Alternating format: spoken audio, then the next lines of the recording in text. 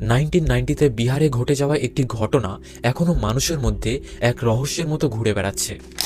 ঘটনাটি হলো গ্রামের এক অল্প বয়সী ছেলে বিকাশ। সে প্রতিদিন সকালে স্কুলে যেত। সেদিনও সে সকালে স্কুলে যাওয়ার পথে কোনো কারণে নিখোঁজ হয়ে যায়। গ্রামবাসীদের দাবি সে কোনো কারণে গ্রাম ছেড়ে পালিয়েছে অথবা তাকে কেউ তুলে নিয়ে গেছে। তবে তার বাবা মায়ের মাথায় এর থেকেও খারাপ চিন্তাভাবনা আসছিল। তার বাবা মা তাকে সারা দিন খোঁজে, ঘন্টার পর ঘন্টা দিন কেটে যায়, তবে তার কোনো খোঁজ পাওয়া যায় না। প্রায় সপ্তাহখানিক কেটে যায়। তার মা একদিন স্বপ্নে দেখে যে বিকাশ একটি পুকুরের ধারে বসে আছে এবং তার পাশে একটি পাথরের টুকরো রাখা আছে। পরের দিন সে সকালে ঘুম থেকে উঠে পুকুরের কাছে যায় এবং সেখানে একটি পাথরের টুকরো খুঁজে পায় এবং সেখানেই ওই পুকুরের তল থেকেই উদ্ধার করা হয় বিকাশের দেহ। গ্রামবাসীরা মনে করে যে বিকাশের মৃত্যুর পরে তার আত্মা তার মায়ের স্বপ্নের মধ্যে এসেছিল তার দেহটিকে উদ্ধার করার জন্য। তবে এটা এখনো জানা যায়নি